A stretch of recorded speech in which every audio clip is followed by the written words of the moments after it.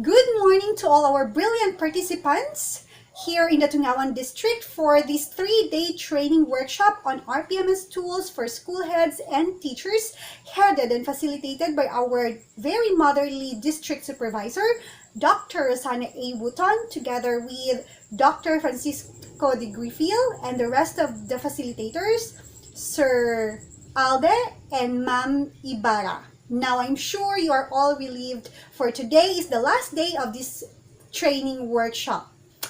You may not, or I may not be physically present today, but I'm sure you can feel my presence through this video. Now, please just don't tell the members of my group that I just took the initiative of doing this because I was afraid to refuse the orders of the upper house. Now, just look at where they are seated right now. I'm sure you can understand what I'm saying. Now, kidding aside, allow me to give you a glimpse of what happened yesterday. Yes, just a glimpse, because I believe that we all understood what was presented to us yesterday because it was clearly explained to us by our facilitators. Wasn't it? Now, if we're trying to recall, there were 4 topics presented yesterday, but since we were told not to include the last topic, so I'll be rolling out to you only the 3 topics presented. Probably you would agree with me if I say that those topics yesterday were the most exciting ones and probably the most controversial because they talked about the core of RPMS. The first session talked about the COT, or the Classroom Observation Tool, and this was clearly emphasized and discussed by Dr. Francisco de Griffil.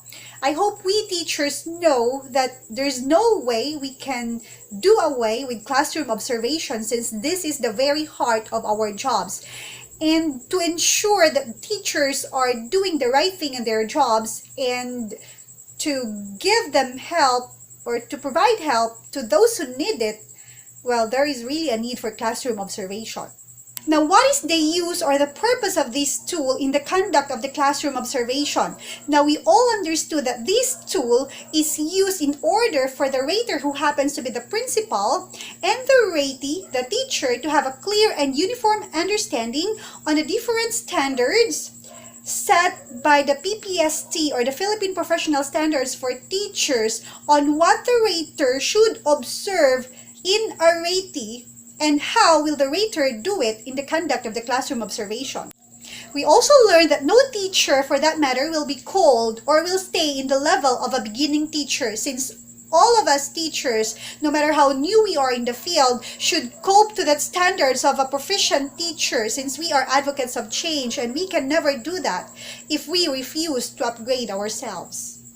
Another very important learning that we got yesterday was on the topic presented by Dr. Griffil himself again, on the topic about annotations. Now, it was in the session wherein we learned the importance of annotation.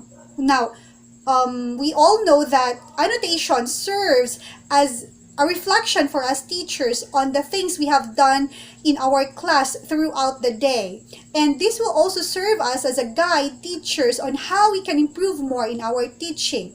Now, this annotation will help us to see the things that we have missed in our class, in the delivery of our lesson, and also in the materials that we used in our class.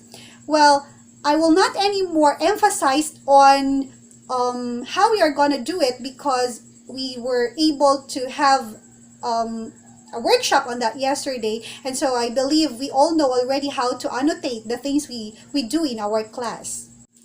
So those were the 3 topics rolled out to us yesterday by the 3 or 2 of the most dignified speakers in our district. Now, I know you got a lot of things and learnings from the presentations yesterday, and I believe we all went home filled with satisfaction and with great empowerment in us, ready to also roll out this in our different cluster once we go back in our different stations soon.